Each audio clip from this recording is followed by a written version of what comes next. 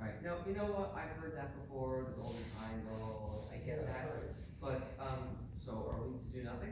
Oh, I like the project, don't get me wrong, but I'm saying. Right, I think we need to learn years. from what happened in the past, try to learn what failed, to try clearly not to make the same mistake again. And we need to, make sure that we never put ourselves in a position where we are, dependent upon somebody else, and we end up at the wrong end of the stick from a leverage point of view, which we did last time. See what happens, a lot of these businesses, you wanna get a more scale business in town, they do their own research, there's something about the demographics that they're not that interested in coming here for some reason.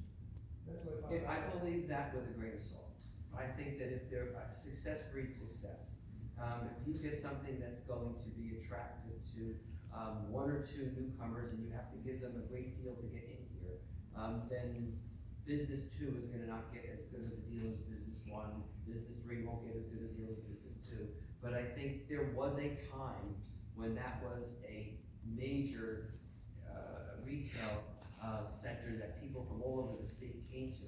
And there's no reason that we can't be that again, because this, the underlying, strength was our location and our, the fact that we can get so quickly to the city from where we are. That hasn't changed.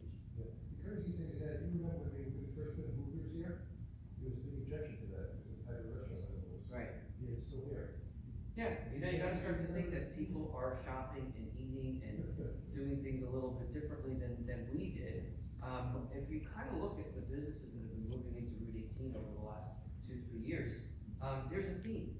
And the theme has been more towards entertainment, getting people out of the house, things they can't do at home, can't do on the computer, can't do, from, Amazon.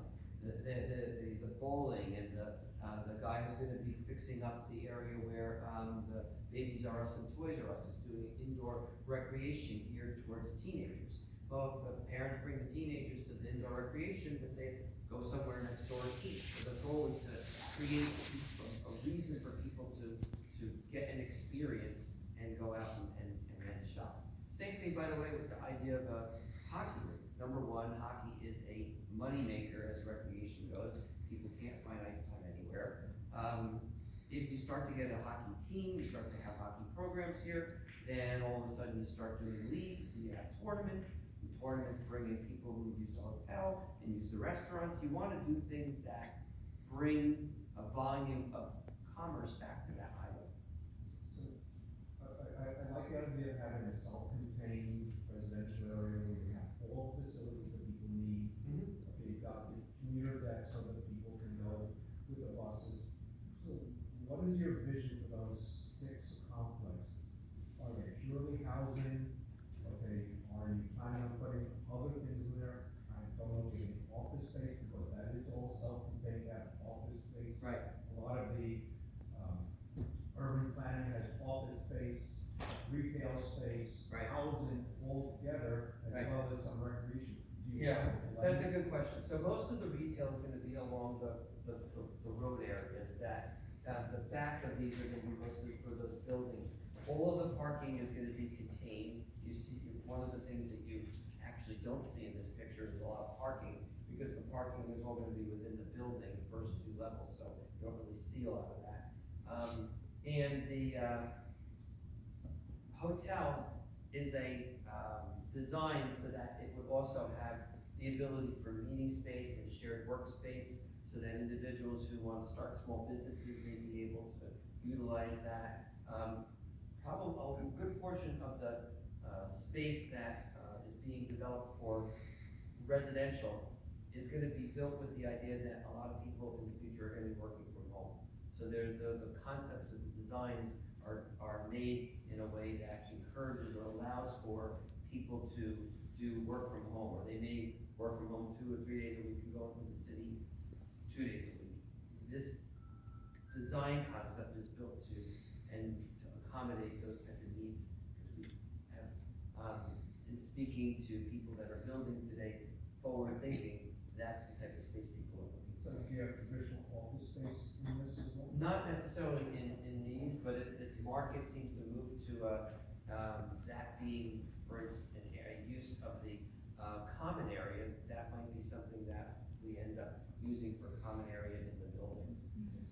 The goal is to keep them as amenitized as possible, because that's what people need. And if part of those amenities is creating office space within the buildings, we have to have the flexibility to allow for that. Because the trends are blend them all together. Correct. Okay, office space, groceries, Yep. retail, recreation. Well, think about why did Amazon buy Whole Foods? Well, those are two totally different businesses. Why did he do that? Because clearly the footprint of the grocery store of the future is going to be much smaller than it is right now. So the average, you ask millennials, the average millennial is gonna buy all of that stuff that's in the center aisles that are not perishable. That's all gonna be sent to your house by Amazon. And the things that you're gonna go in for are gonna be your fresh food, your meats, your dairy, the things that are perishable, that you wanna touch and feel. The footprint for that's much smaller. So I think that the grocer of the future, whether it's a scaled down Whole Foods or a bloated Lavoni's or a Christie's type of market would work in a community like that. Because all the other groceries that you're gonna buy that are not perishable will probably be sent to you by email. That's the direction that it's going in. In fact, they're putting, sensors in a lot of the things you buy, like, laundry detergent. So that when you get down to about 3/4 full, the sensor goes off and Amazon already reorders it for you and it shows up at your door before you've even finished. That's the direction that it's going in, and we need to be prepared for that. Are you envisioning multiple groceries in here and such? Market will dictate that. If there's a need for two, and people want that, and a market wants to come in and feels that there's enough business for two, then they will. Nobody's gonna go in if they don't think that there's business. Because you mentioned you're targeting baby boomers, being one myself, I'm not planning on working for like another 20, 30 years and back and forth. Right. I would say in community, have everything within the community, like go to the bottom of the car. Right. To walk around, so that I can make sure that the environment has everything I need, whether that's recreational, whether it's food, whether it's an office that I can go to work until I finish my work from home. Right, or the ability to have transportation or a shuttle or a bus that can take you to those things. So if you wanna go to the center and see a production, we're gonna need to have shuttles that pick people up and take them there, so you don't have to drive. You know, those are all part of the vision of where we can go with this. Wait, it's not gonna look like Walmart, what's behind Walmart, because that, to me, is an atrocity. You're really, I Do you- would never wanna develop something that looked like that. That is why I look at that every day, and that becomes my model of what not to do. I mean, we lost money when the town sold, they ended up having to give back millions of dollars. Then they chased out Sam's and brought in Walmart, which is Sam's. And then, that whole complex was supposed to be upscale dining and housing, and it turned into that monstrosity on Old Bridge Turnpike. Yeah, no, I get that. That, We gonna have a guarantee that that's. I'm a doctor, I don't guarantee people anything because I can't. I can't guarantee anything. The goal is to figure out and learn from the mistakes people have made in the past to not repeat it. So, no, my goal isn't to do that. By the way, for everyone who whines and complains about the apartments that are there, they're about 75% rented out. Yeah. How long is this gonna take to do? I thought I said it's gonna be anywhere between 3 to 7 years in built-in phases, and the phasing and the rate at which we go from one phase to the other depends completely on the market. This was approved by the city council, movement, so this is a Democrat Republican plan? It is a plan that was approved by everybody who has to sign off on it. Planning board, redevelopment agency, and the township council. And the reason that we do, by the way, a redevelopment agency is because developers actually don't like dealing with township governments. Why? Because township governments change. And so when people are this is a $500 million project. So if somebody's gonna be investing that amount of money, they don't wanna worry that in 2 years, it's a new mayor, new council, and everything changes. So we've actually turned the management of that over to Development Agency, which are township, residents that make that up. They've done all the homework and have the right to decide on that. The only thing they can't decide on is if the developer gets a pilot program or a tax break to develop that, that can only be signed off by and approved by the township council, because that's affecting the taxes. Question. Yeah. Behind you is a beautiful rendering. Where is this property? A 7-story building and a beautiful pond. Well, this is a rendering of what it could look like. Is it gonna be exactly like that? And the architecture and those finishing touches are yet to be decided. And so, to give people an idea what it could look like, that would be an idea of what the hotel and restaurant would look like, which in this picture is depicted right over here, overlooking that water feature. That's somebody's idea of what that could look like. It doesn't have to be exactly that. Yeah. I don't watch much TV, Uh-huh. but they had a series, and there you go, about buildings that are put up and are just like warehouses. There's no, your wife and I spoke to have, I could spend money, have little, balconies with roofs, something, some Yeah. character. And it's across the country that they're just building real plain buildings. Yeah, look, I It is believe fine. that the developer that we've tried to work with and, we've contracted to work with, has gone across the country and looked at developments like this. This will not be the first type of, community, I really don't wanna call it development, community that we're trying to develop, and it's not, we're not George Washington on this, it's done in other places. You may not have seen, we're not looking to cut and paste what they did in Robbinsville or Long Branch or some of these other areas. I think we could do better than that. I think we also should model ourselves after and start to think in a regional, way.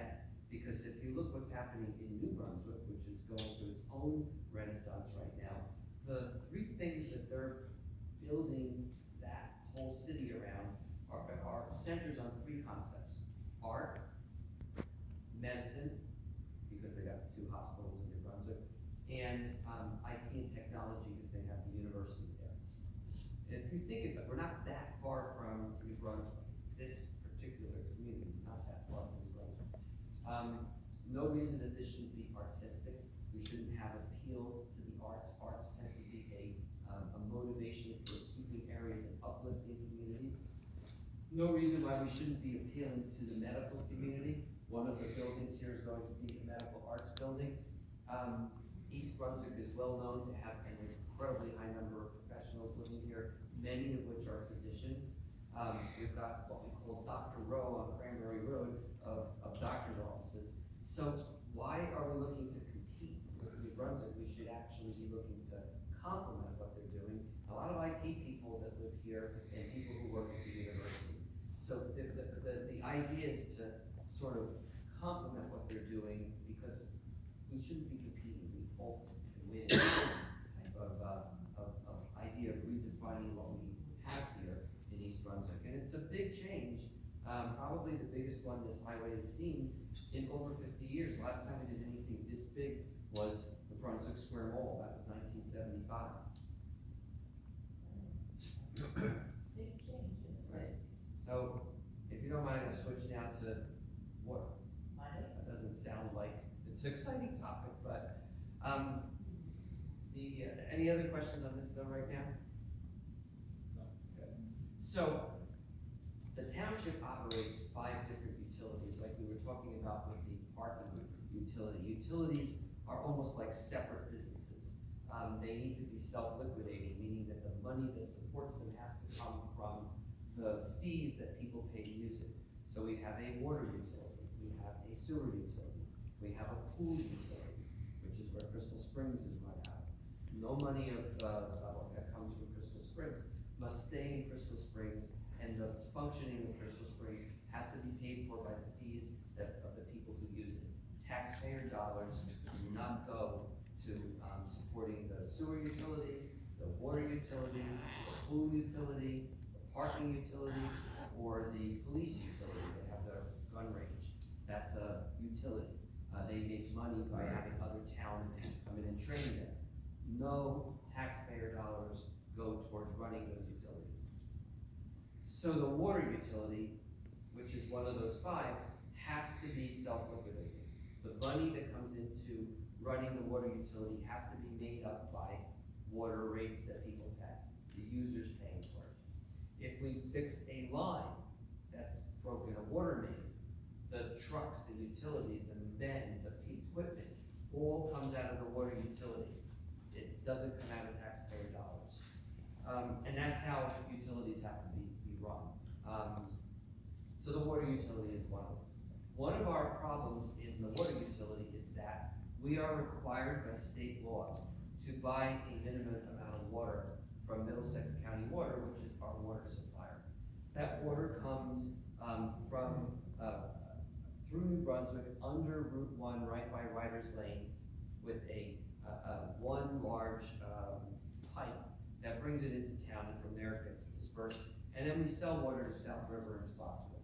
But we have to purchase a minimum amount of water. That minimum amount of water is based on the largest volume that was used in any last 5-year period of time. So if one summer day, 5 years ago, we used this max amount of water that we never used on any other day, that becomes the minimum amount of water that we must purchase, whether you use it or not. So if you're doing a good job trying to conserve your water bill may go down because your usage went down, but the town still has to pay that same amount of money to Middlesex Water, whether you used it or not. So we're kind of, our largest bill, our largest cost in water is the cost of water, and we have no control over that.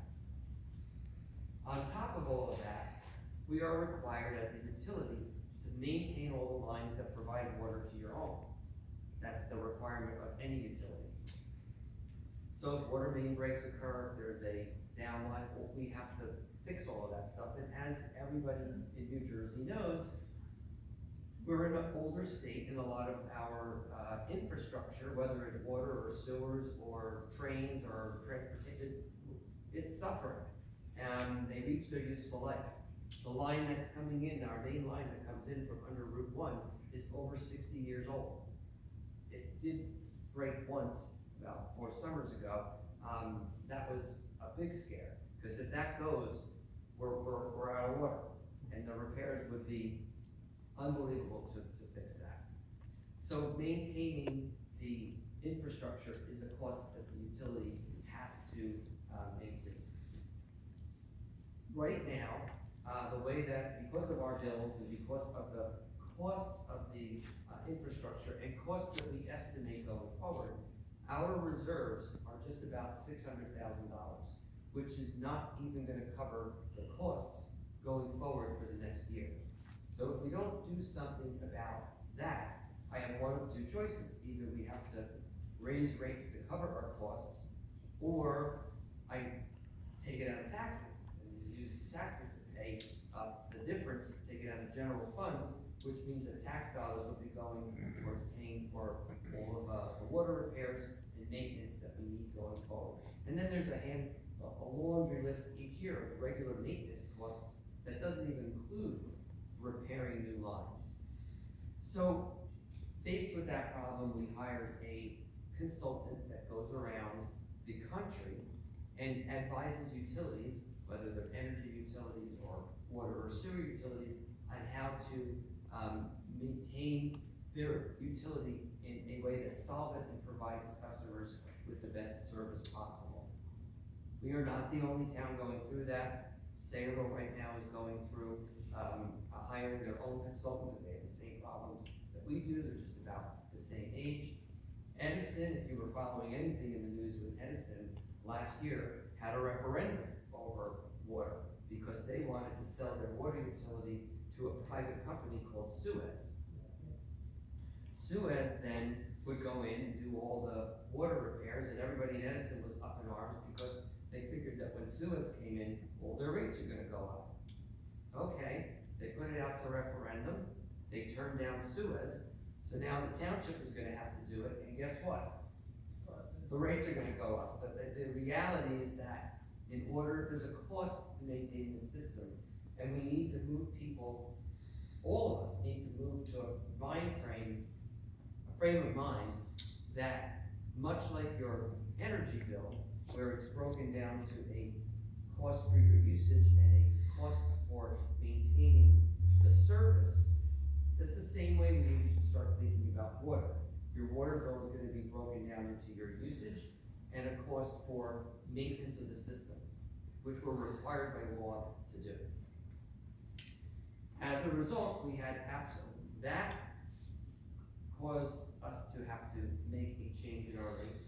And then we have several projects that must be done, or if we don't do them, we risk that possibility that we're going to be in a big problem. So that main line that I just told you about that goes under Route 1, like I said, 60 years old. If we don't look towards putting in a second line under Route 1, if we wait for that to burst, one, I can't even imagine the traffic nightmare that would occur if you shut down Route 1 just to fix that. That would be a nightmare of gargantuan proportions. We also need to repair the main lines going up and down Route 18. If any of you seen what happens to Route 18 during any major storm, you would see that there's major parts of 18, most notably by Arthur Street, where it just floods. Why? Because the drainage underneath the highway, most of those pipes have collapsed. And so as a result, the water just accumulates until it finally seeps into the ground. Depending upon the storm, that could take a long time. So that's another project that needs to be worked on. If we don't do that now, it's gonna cost us a lot more money. And the state right now is actually willing to match funds for that repair. It's a $6 million repair. If we come up with 3, they will match the other 3.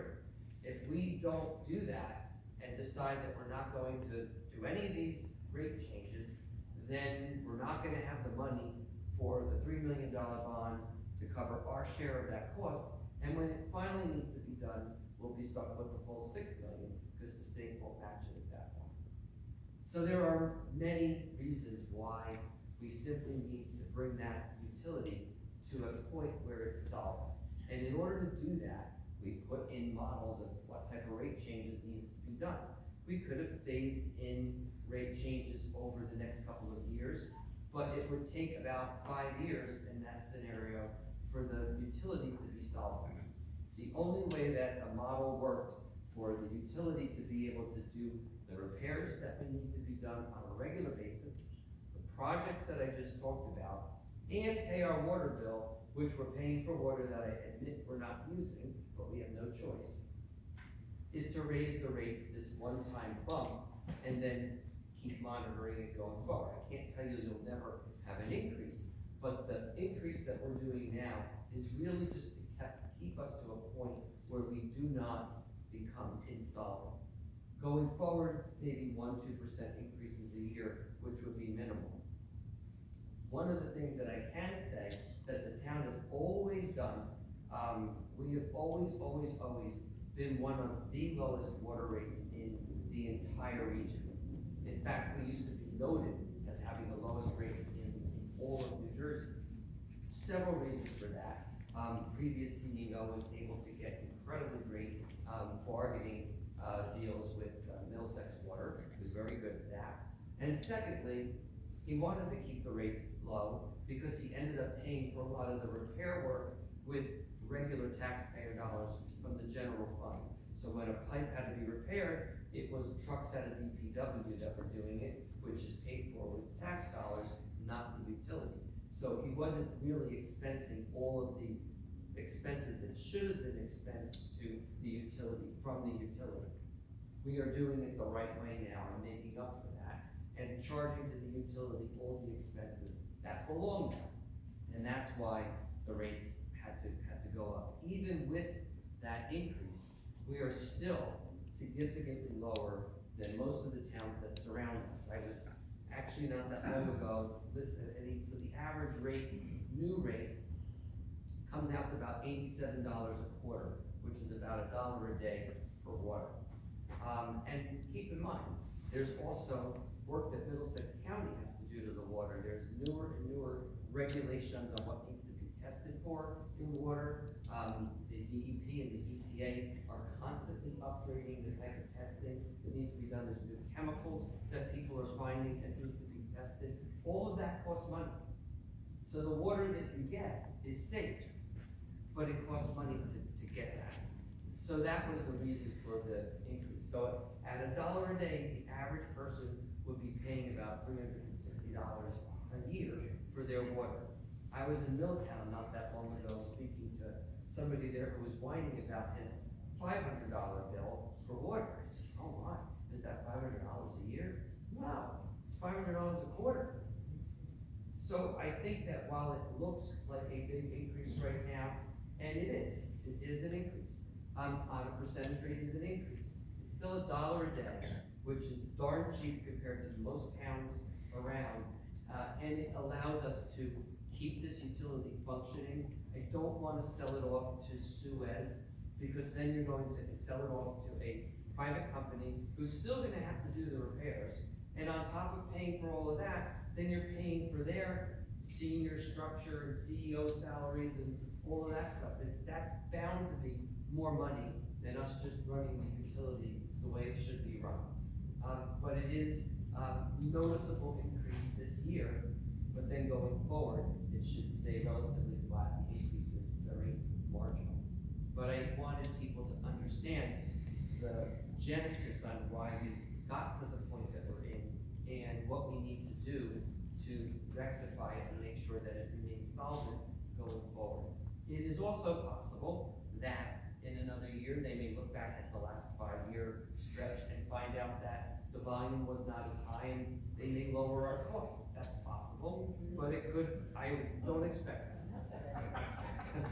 I doubt that's gonna happen. And you also have to keep in mind that if we're bringing more people living here, there's gonna be an increased demand for water. So hopefully, with this ridiculously high rate we're paying, there's enough room to tolerate some of the growth we expect.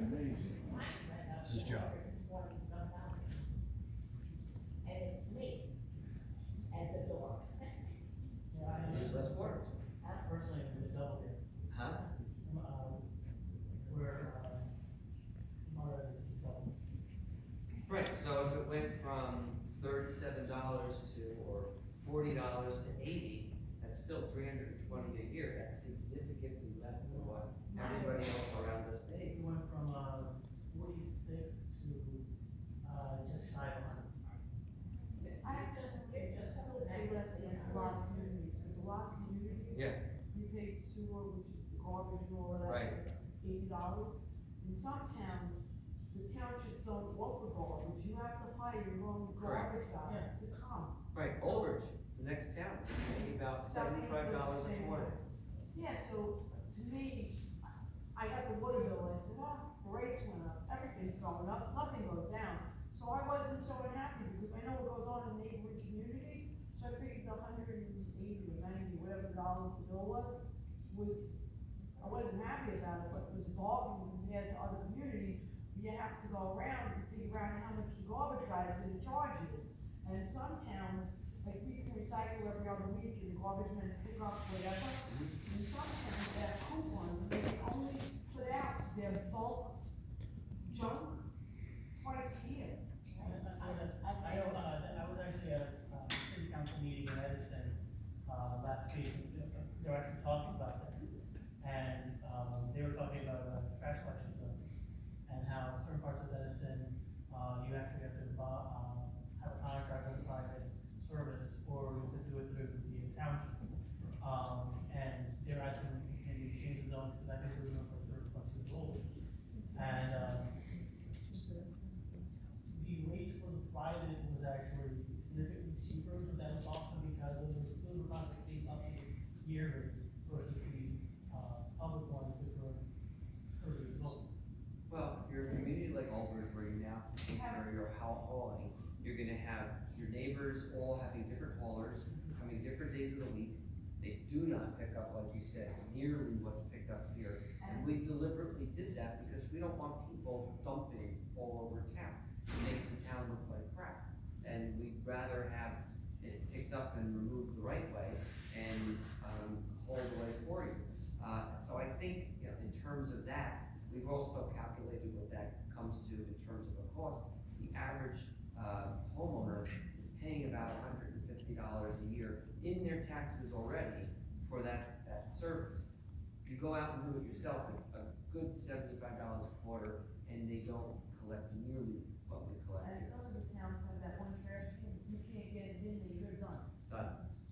Right, now we are a little bit cautious now with the, recycling. We tried to, include information to the public on what can and cannot be recycled, because, recycling is costing a lot more now, there's just no market for it anymore.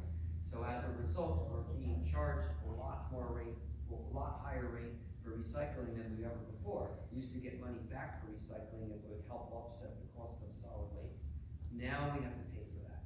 So what happens is that if you put things in your bin that are not recyclable, the hauler will not pick it up any longer. He used to before.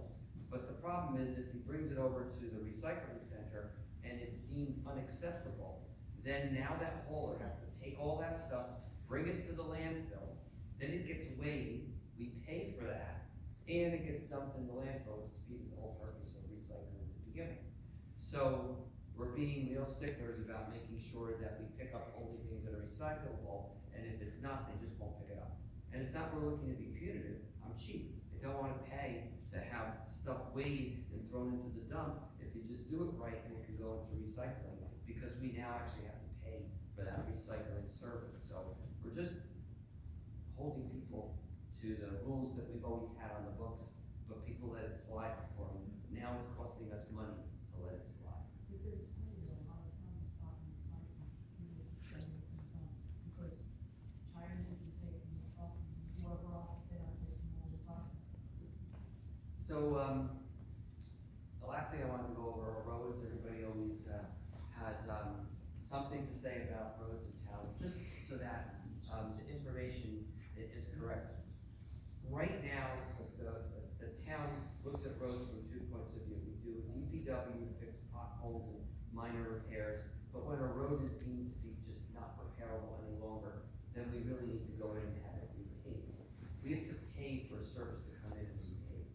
Right now, the market rate for repaving roads is about $400,000 per mile. And the township has responsibility for 180 miles. It's a very big town. And many other towns have a lot of county roads and state roads, and we have some of those, but we have 180 miles of roads that are our responsibility. So at $400,000 for each mile of road, think about what that bill would be if I might have had us repair all of them at once.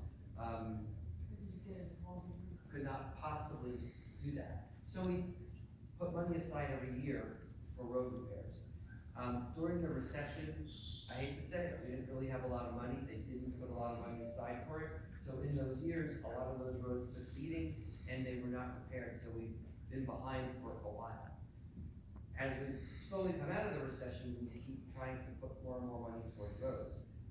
First year I was in office, we put about $1.2 million. Last year was about $1.5 million. Next year we're putting $4 million.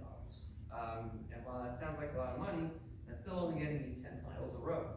But the reality is we have to do that.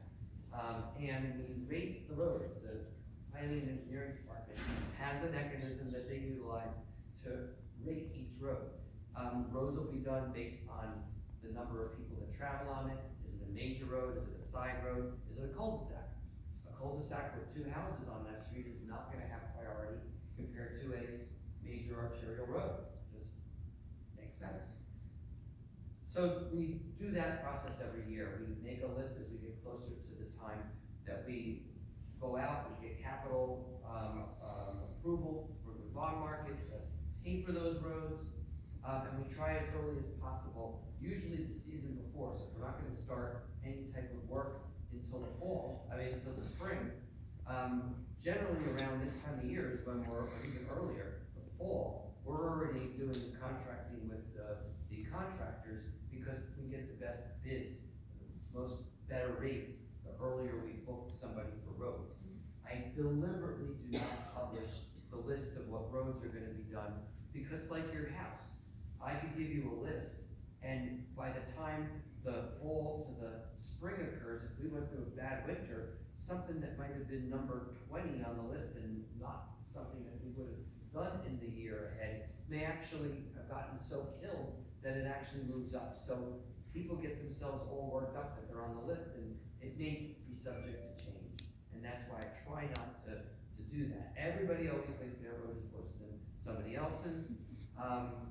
We also do roads in segments. So if we're doing, say, Riva, I'm just picking a road, and we only have enough money to do part of it, well, then the following year, we're gonna try to finish Riva.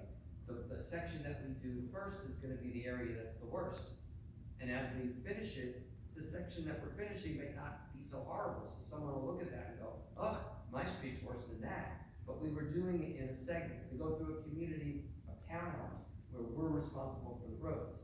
Some townhouse communities like Cross Point or whatever, they have their own associations that are responsible for their own roads. Other ones, we do.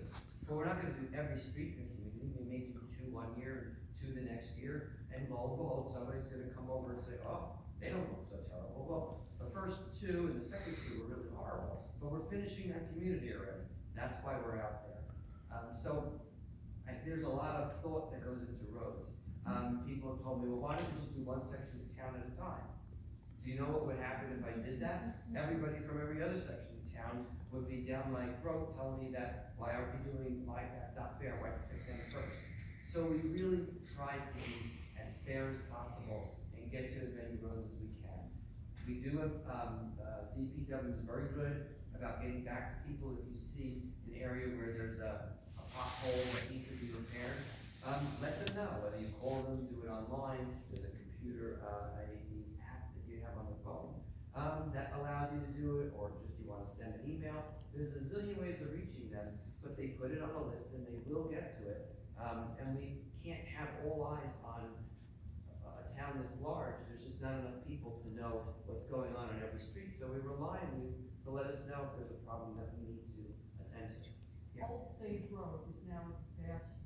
I don't know who's doing the piping and what the piping Yeah, is. so Old Stage Road Then is they fixed it, so now I'm on Old Stage Road, I go to and from work on Old Stage Road now, and it's like It's like a weed in a box. Yeah. right. I mean, I know one side is Spotswood, and Right. one side is us. Yes, in parts of it, not all of it. Well, whichever way you look at it, when they pay, when you got the grant and you both towns worked together and got the grant and fixed one side going over Sun Hill Road, because that was like being in a minefield.